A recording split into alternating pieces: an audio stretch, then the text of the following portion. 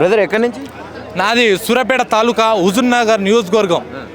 మా హుజూర్నగర్లోనే ఉత్తమ్ కుమార్ రెడ్డి కోసం కాదు, నేను కాంగ్రెస్ ప్రభుత్వంతో అన్యాయం జరిగింది. నాకు 46 జియో వల్ల చాలా అన్యాయం జరిగింది. మా గిరిజనుల బిడ్డలకు, ఎస్టీ బిడ్డలకు చాలా అన్యాయం జరిగిందని ఇవాళ ఆ రోజు నేను ఇంటింటికి పోయి ఈ ప్రభుత్వాన్ని గెలిపించండి, వచ్చిన వెంటనే మనకు 46 జియో రద్దు చేస్తే మనకు ఉద్యోగాలు వస్తాయి.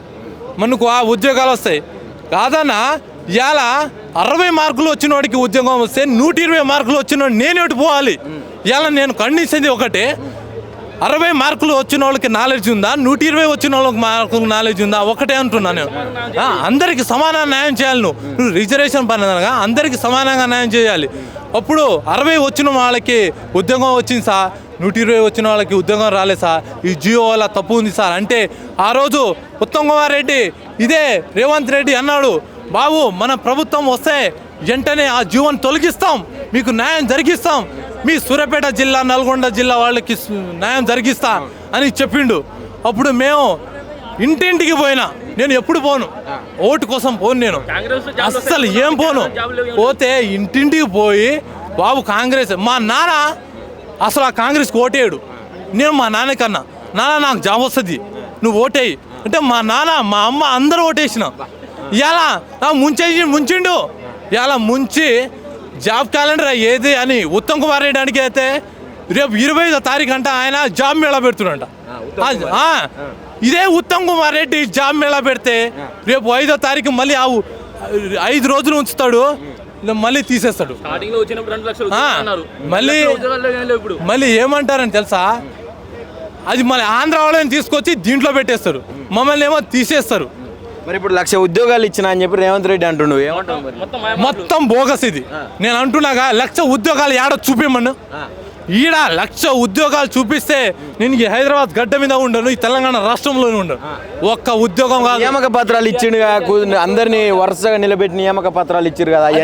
ఆ ప్రభుత్వంలో బీఆర్ఎస్ ప్రభుత్వంలో ఉన్న ఉద్యోగాలని ఇవాళ ఆయన ఇచ్చిండు. ఒక విషయం, గ్రూప్ 1లోనే మా తెలుగు మీడియం విద్యార్థులు రాస్తే మార్కులు అన్యాయం జరిగింది, ప్రియారిటీ ఇచ్చారు తెలుగు మీడియం అంటే. మా నాన్న ఏమో పెద్ద గొప్ప చదువులే, మా నాన్న సాయుధ పోరాటం చేసిండు, మా తాత సాయుధ పోరాటం చేసిండు. మా నాన్న వ్యవసాయ కుటుంబం నుంచి వచ్చిన, మాకు తెలుగు అంటే మాకు ఇంగ్లీషు పెద్ద టెక్నాలజీ తెలియదు.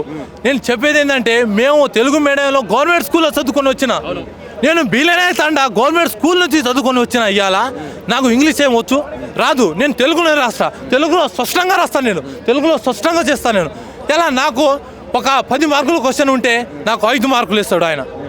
అందువల్ల గ్రూప్లో కూడా అన్యాయం జరిగింది. వాడు ఒక్క ఉద్యోగాలు ఇవ్వలేదు. ఉద్యోగాలు ఇస్తారని చెప్పి కాంగ్రెస్ తెచ్చుకోరు, కాంగ్రెస్లో మోసాలు జరిగినాయి అంటారు. ఏం చేద్దాం అనుకోరు ఫైనల్గా?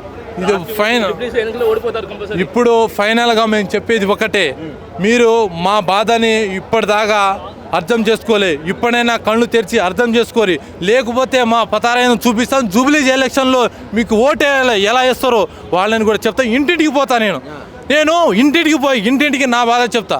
ఇంటింటికి పోయి చెప్పి వాళ్ళని ఒప్పించి కాంగ్రెస్ ప్రభుత్వాన్ని ఒక్కసారి ఓడగొడితే, ఆ ఎమ్మెల్యేలను ఓడగొడితే అప్పుడు వాళ్ళకి బుద్ధి వస్తుంది అని నేను చెప్పి, జై తెలంగాణ, జై సూర్యాపేట. 1,00,000 ఉద్యోగాలు ఇచ్చినామని కాంగ్రెస్ వాళ్ళు అంటారు, ఇంతవరకు ఏం రాలేదు అని చెప్పి ఇప్పుడు కొత్తగా ఏదో బాకీ కార్డు అంటారు. దానికి సంబంధించి ఏం చెప్తారు? స్టార్టింగ్లో కేసీఆర్ వచ్చినప్పుడు 50 ఉద్యోగాలు ఇచ్చారు. ఆయన నోటిఫికేషన్ ఇప్పుడు ఎగ్జామ్ పెట్టి ఆయన ఇస్తే ఎట్లా సరిపోయింది? స్టార్టింగ్లో మాకు 2 లక్షల ఉద్యోగాలు ఇస్తున్నారు, జాబ్ గ్యారెంటీ లేదు, ఉద్యోగాలు లేవు, చదువుకున్న వాళ్ళు ఎడిపోతారు. ఉద్యోగాలు ఇచ్చినట్టుగా నియామక పత్రాలు అందించినట్ట మొత్తం ఉద్యోగాలు పత్రాలు ఇలే. కేసీఆర్ పెట్టిన నోటిఫికేషన్ ఎగ్జామ్ పెట్టి ఆయన ఇచ్చినట్టేనా చెప్పండి అన్న ఒకసారి. కేసీఆర్ పెట్టి నోటిఫికేషన్ అది. గ్రూప్ 1 ఏమో ఇంగ్లీష్ మీడియం వాళ్ళకి ప్రయారిటీ ఇస్తారా, తెలుగు మీడియం వాళ్ళు చదువుకున్న ఎటు వెళ్ళిపోతారు? ఇంకా ఎందుకు నిరుద్యోగ సమస్యల మీద పట్టించుకోవట్లేదు? నిరుద్యోగులే కాంగ్రెస్ ప్రభుత్వాన్ని తెచ్చుకోరు ప్రధానంగా, మరి ఎందుకు దీని గురించి అన్న? ఇప్పుడు ఓటేసింది దేనికోసం అన్న? కాంగ్రెస్ గవర్నమెంట్ వస్తే మంచి జరిగిద్దనేగా. స్టూడెంట్ అందరూ ఇంటి ప్రచారం చేసి కాంగ్రెస్ ఓటేయమని అన్నది. అలాంటిది స్టూడెంట్ అన్యాయం చేసి రైతులు కూడా ఇబ్బంది పెట్టి ఎట్లా మరి? రైతులు కూడా ఇబ్బంది పడుతున్నారు. మరి ఏం చెప్దాం అనుకుంటున్నావు కాంగ్రెస్ కి? ఈ గవర్నమెంట్ వద్దు, వస్తే మళ్ళీ బీఆర్ఎస్ వస్తే కొంచెం యూజ్ అయింది. కాంగ్రెస్ కంటే ఇప్పుడు అదే ఎక్కువ అనిపిస్తుంది, అదే మంచిది అనిపిస్తుంది. కేసీఆర్ పాలన కొంచెం బెటర్ కాంగ్రెస్ కన్నా. వీళ్ళు మొత్తం తినేవాళ్ళే, చేసేవాళ్ళు ఒక్కళ్ళు కూడా లేరు. మరి అప్పుడు కాంగ్రెస్ అట్లా మన పొంగులేటి శ్రీనివాసరెడ్డి మా నియోజకవర్గం దగ్గర వాళ్ళే. అలాంటి మేము అడిగితే వాళ్ళు జాబ్ గ్యారంటీ ఇస్తాం, తర్వాత ఏదో ఒకటి చెప్పి వెళ్ళిపోతున్నారు ఆయన. అట్లా ఉంది పరిస్థితి. పొంగులేటి శ్రీనివాసరెడ్డి కలిసి ఎవరన్నా కలిసే ప్రయత్నం చేశారు స్థానికంగా ఉన్న ఎమ్మెల్యేలు, ఎంపీలు, మంత్రులు? పొంగులేటి శ్రీనివాసరెడ్డి కలిస్తే త్వరలో జాబ్ గ్యారంటీ ఇస్తాం అన్నారు. త్వరలో అంటే దసరా అయిపోయింది, ఇప్పుడు దీపావళి కూడా అయిపోయింది, ఇంకా 4 రోజులు అయితే క్రిస్మస్ అంటారేమో. ఇంకెన్ని రోజులు అంటే పొన్నం పవర్ గంట బస్ డిపోలో ఉద్యోగాలు ఉన్నాయి, మీకు భర్తీ చేస్తామని అన్నారు. ఎప్పుడు సంవత్సరం అయింది, సంవత్సరం నుంచి ఇదే మాట చెప్పుకుంటూ పోతున్నాయి. ఆయన ఏమైనా అంటే పడుచుకోవట్లే. మళ్ళీ గెలిపిస్తారా మరి కాంగ్రెస్? కాంగ్రెస్ అయితే ఈసే ఓటేమో, వేస్తే బీజేపీ బీఆర్ఎస్. ఓకే, నిరుద్యోగులందరూ ఇదే జూబ్లీహిల్స్ లో ఎఫెక్ట్ పడే అవకాశం ఉందా కాంగ్రెస్? పడిద్దన్న ఓడిపోతా పక్క మళ్ళీ కేసీఆర్ వస్తారు. ఏం చెప్తావు ముఖ్యమంత్రి? ఈ గవర్నమెంట్ వద్దు, కొత్త గవర్నమెంట్ కావాలనుకుంటున్నాం మేము.